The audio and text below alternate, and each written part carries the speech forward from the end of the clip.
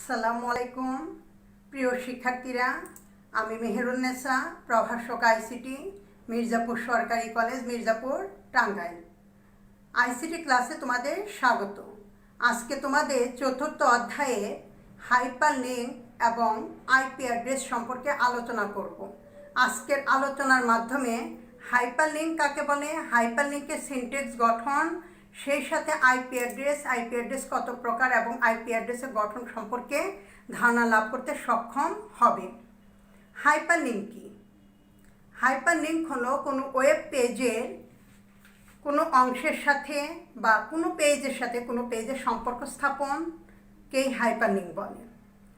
কোনো একটি হাইপারলিঙ্কে কোনো একটি শব্দের উপর বা কোনো একাধিক শব্দের উপর বা কোনো ইমেজের উপর লিঙ্ক স্থাপন করা হয়। হাইপারলিঙ্কের ট্যাগ হিসেবে একে ব্যবহার করা হয় এবং এর সাথে অ্যাট্রিবিউট হিসেবে href-কে সংযোগ করা হয়। হাইপারলিঙ্ক, এবার আমি তোমাদের সিনট্যাক্স গঠন করে দেখাবো। প্রিয় শিক্ষার্থীরা, আমরা জানি কোনো ট্যাগ লেখার ক্ষেত্রে তার ওপেনিং ট্যাগ এবং ক্লোজিং ট্যাগ অবশ্যই লিখতে হবে, কিন্তু হাইপারলিঙ্কের ওপেনিং ট্যাগ সিনট্যাক্স গঠন করব। এ হচ্ছে হাইপারলিঙ্কের ট্যাগ, এর সাথে অ্যাট্রিবিউট হিসেবে আসবে href। হাইপারলিঙ্ক একটি ব্যতিক্রমধর্মী ট্যাগ। ইনভার্টেড কমার ভিতর থাকবে URL। হাইপারলিঙ্কের ওপেনিং ট্যাগ শেষ হলো, এরপর লিঙ্ক টেক্সট,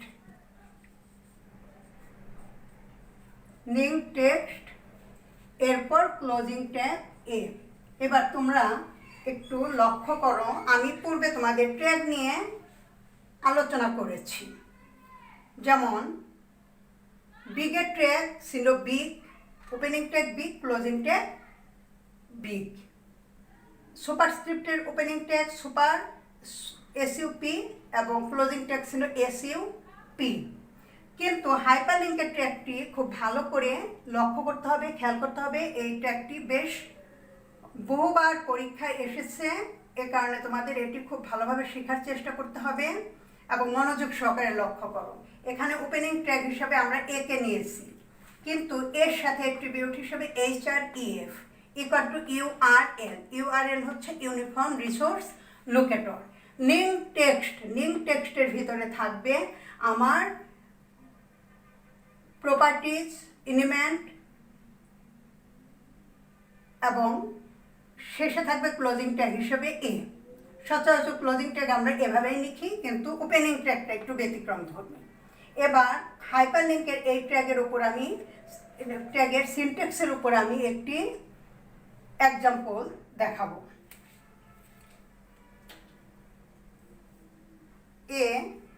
href এটি হচ্ছে তার অ্যাট্রিবিউট। URL এর মধ্যে বলবে http://www.শিক্ষা.org। এটুক ইনভার্টেড কমার ভিতরে থাকবে। আমার ওপেনিং ট্যাগ শেষ হলো, ওপেনিং ট্যাগের পর আমি লিঙ্ক টেক্সট, কার সাথে আমি লিঙ্ক টেক্সট করবো, href এর পর আমি একটা লিঙ্ক লিখেছি URL এর মধ্যে।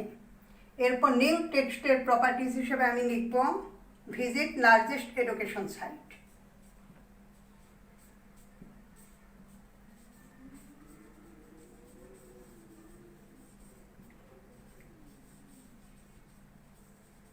এডুকেশন সাইট, ক্লোজিং ট্যাগ এর শেষ। ক্লোজিং ট্যাগের স্ল্যাশ দিতে হবে। এবার আমি এই সিনট্যাক্সের উপর এক্সাম্পলটি সুন্দর করে বুঝিয়ে দিব। আমার সিনট্যাক্সে যা লেখা ছিল href, এখানে URL এর মধ্যে আমার যে লিঙ্কটি বসেছে, লিঙ্কটি হচ্ছে http://www.শিক্ষা.org। এখানে আমরা যখন ওয়েবসাইটে ঢুকি তখন এই লিঙ্কটুক সবসময় ওয়েবসাইটে শো করে। HTTP হচ্ছে হাইপার টেক্সট ট্রান্সফার প্রোটোকল। আর www হচ্ছে ওয়ার্ল্ড ওয়াইড ওয়েব। এরপর ডট আছে দুটি, শিক্ষার আগে একটি ডট এবং অর্গের আগে একটি ডট। এই ডটগুলি খুব ভালো করে খেয়াল করতে হবে এবং না দিলে ভুল হবে। শিক্ষা, এখানে আমি গত লেকচারে তোমাদের ডোমেইন নিয়ে আলোচনা করেছি। শিক্ষা এখানে secondary domain. Name type domain সেটা হয় সেকেন্ডারি ডোমেইন। এখানে শিক্ষা নেম টাইপ ডোমেইন, সেটা টপ লেভেল। এখানে অর্গা হচ্ছে টপ লেভেল, রুট লেভেল বা জেনেরিক টাইপ ডোমেইন। ডোমেইনের দুটি অংশ, একটা হচ্ছে সেকেন্ডারি ডোমেইন, একটা হচ্ছে top level domain. Secondary domain সবসময় নেম হিসেবে এবং টপ লেভেল ডোমেইন সবসময় প্রতিষ্ঠানকে কেন্দ্র করে হয়ে থাকে। অর্গানাইজেশন, এডু, নেট, মেল, এরকম কর্পোরেশন এ ধরনের হয়ে থাকে। ভিজিট লার্জেস্ট এডুকেশন সাইট, এখানে নিউ টেক্সট, এখানে আমরা পেজটা কার সাথে সংযুক্ত করলাম, এই লিঙ্কটাকে visit largest education site. Opening tag AHREF অনেক বড় ছিল, কিন্তু ক্লোজিং ট্যাগ শুধুমাত্র ক্লোজিং ট্যাগ দিয়ে শেষ হবে। এখন আমি তোমাদের যে কাজটি করে শেষ করলাম সেটি হচ্ছে হাইপারলিঙ্কের ট্যাগ। হাইপারলিঙ্কের ট্যাগটি এত বড়, অন্যান্য ট্যাগের মতো সে সিম্পল কোনো ট্যাগ না। এক্ষেত্রে তোমাকে মনোযোগ সহকারে খেয়াল করতে হবে এবং ভালোভাবে শেখার চেষ্টা করতে হবে। এটি ব্যবহার করে ওয়েবসাইটে কাজ করতে হবে।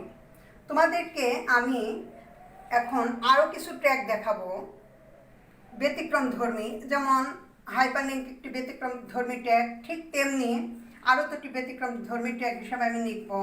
Number 1 break. ব্রেক ট্যাগটি ব্যতিক্রমধর্মী। আমাদের ট্যাগ আমি বলেছিলাম দুই প্রকার, ধারক বা কন্টেইনার, ফাঁকা বা ইপ্তি ট্যাগ। এখানে ধারক বা কন্টেইনার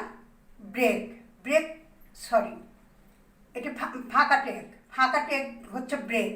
এই ফাঁকা ট্যাগের কোনো ক্লোজিং ট্যাগ হবে না, এ কারণে এটি একটি ব্যতিক্রমধর্মী ট্যাগ। হরিজন্টাল, এইচআর, এটিও একটি ফাঁকা ট্যাগ, ব্যতিক্রমধর্মী ট্যাগ। এখন আমি আরেকটি ট্যাগ লিখব, এটি হচ্ছে ধারক বা কন্টেইনার ট্যাগ। যেমন পি ট্যাগ, কোনো প্যারা লিখতে চাইলে শুরুতে আমার পি ট্যাগ ব্যবহার করতে হবে, মাঝখানে ধারক বা কন্টেইনারকে লিখতে হবে এবং লাস্টে গিয়ে আমার প্যারার ক্লোজ করতে হবে। তেমনি আমি যদি কোটেশন করতে চাই তার ট্যাগ হবে কিউ, মাঝখানে ইনিমেন্ট বসবে এবং শেষে যেয়ে কোটেশনের কিউ বসবে। তেমনিভাবে আমি তোমাদের হাইপারলিঙ্কের ট্যাগটি মুছে এখানে আর কয়েকটি ট্যাগ লিখব। নাম্বার 5 UL, এই ট্যাগটি হচ্ছে order list. UL order list. Order list বলতে একটু লক্ষ্য করো, আমরা যখন কোনো তালিকা তৈরি করি, তালিকার ক্ষেত্রে পয়েন্টগুলো লেখার সময় আমরা সিরিয়াল নাম্বার 1 2 3 4 বা ABCD বা রোমান সংখ্যা ব্যবহার করে পয়েন্টগুলো লিখি। সেক্ষেত্রে শুরুতে ট্যাগ হবে OL, ক্লোজিং হবে OL, অর্ডার লিস্ট। তাহলে ওই লিস্ট হিসেবে ট্যাগ ওয়েবসাইটে ট্যাগ ব্যবহার করার পর আমরা ওইভাবে ওয়েবসাইটে দেখতে পারবো। Number 6 unorder list. UL, unorder list. মাঝখানে আমার এলিমেন্ট বা উপাদান বসবে, ক্লোজিং ট্যাগ হবে EOL। আনঅর্ডার লিস্ট বলতে আমরা লিস্ট তৈরি করব, কিন্তু লিস্টের পয়েন্টগুলি শুরুতে কোনো সিরিয়াল নাম্বার 1 2 3 4 বা ABCD বা কোনো রোমান সংখ্যা ব্যবহার হবে না, কোনো সিম্বল বা প্রতীক ব্যবহার করা যেতে পারে, সেক্ষেত্রে হবে আনঅর্ডার লিস্ট।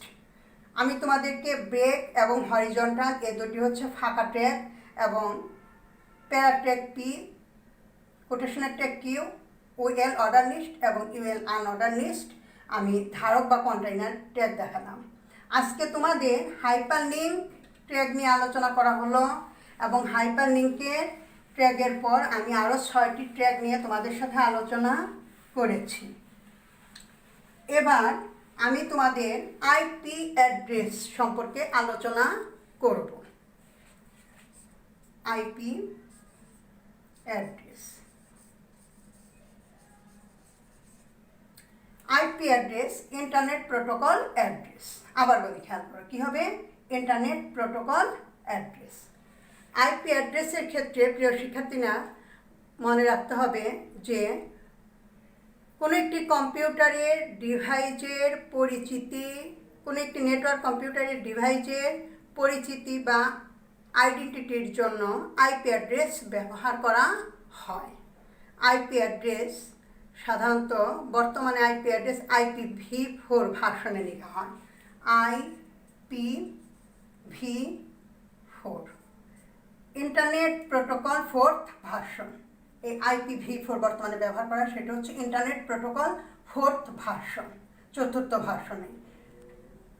এখন আইপি অ্যাড্রেসে মোটামুটিভাবে 4টি অক্টেট ব্যবহার করা হয়। প্রতিটি অক্টেটের শেষে একটি ডট চিহ্ন ব্যবহার করা হয় এবং পুরা IPv4 আইপি অ্যাড্রেসে তোমার 32টি বিট থাকে, 4টা 32, সেটি আমি গঠন করে দেখাবো। আইপি অ্যাড্রেস মোটামুটিভাবে 5 প্রকার আমরা পেয়ে থাকি। A class IP address, B class IP address, C class IP address, D class IP address, C class IP address.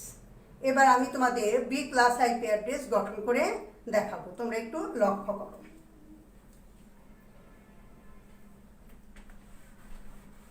B class IP address, IP অ্যাড্রেসের ক্ষেত্রে যেহেতু IPv4 4টি অক্টেট, 4টি অক্টেটের আমি সেলগুলি তৈরি করব। 4টি অক্টেট নিব,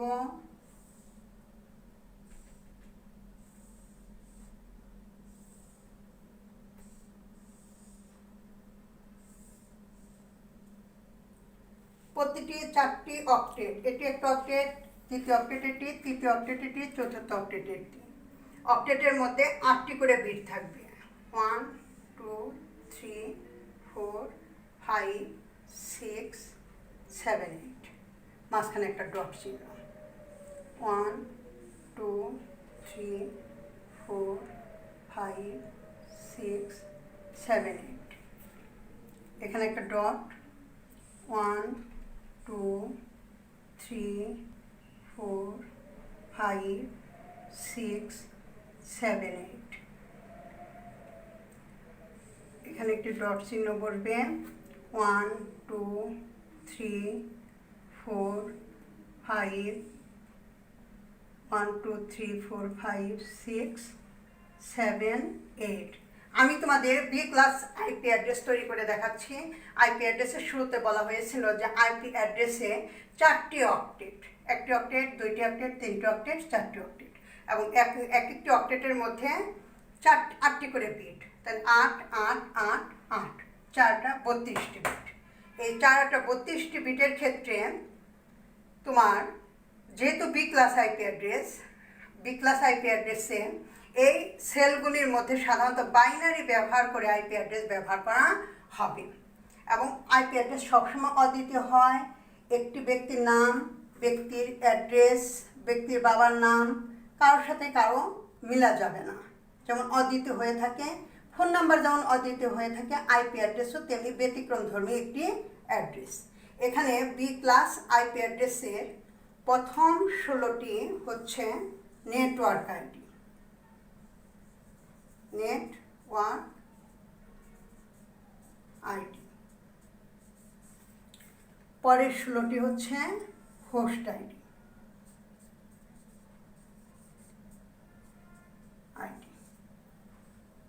তোমার এটি হচ্ছে B class B IP address.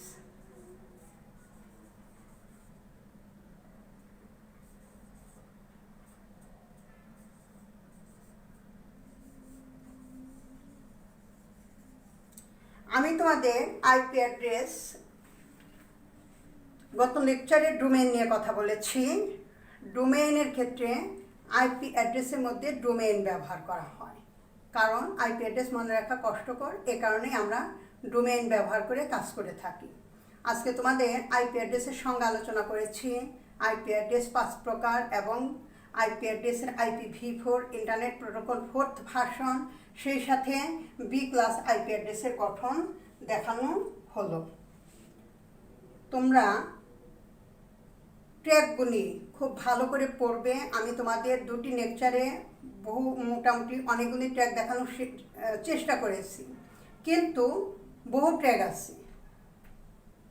সকল ট্র্যাক তোমাদের ভালোভাবে শিখতে হবে বইয়ের সাহায্য নিয়ে, কারণ ট্র্যাক যদি না শিখো তাহলে তুমি HTML-এ কোনো কাজ করতে পারবে না, কারণ ট্র্যাক ছাড়া HTML-এ কোনো কাজ করা যায় না। এবং IP অ্যাড্রেস হচ্ছে ওয়েব ডিজাইনের ধারণা এবং HTML-এর পরিচিতির একটি গুরুত্বপূর্ণ অংশ, এবং তার সাথে ডোমেইনকে নিয়ে কাজ করতে হয়। আমার গত লেকচারের মধ্যে ডোমেইন নিয়ে আমি কথা বলেছি, তোমরা পূর্বের লেকচারটি আবার দেখে নিবে। প্রিয় শিক্ষার্থীরা, তোমরা বই বেশি বেশি পড়বে, সেই সাথে লেকচার খেয়াল করবে। ধন্যবাদ জানিয়ে তোমাদের লেকচার আজকে এখানে শেষ করছি। আল্লাহ হাফেজ।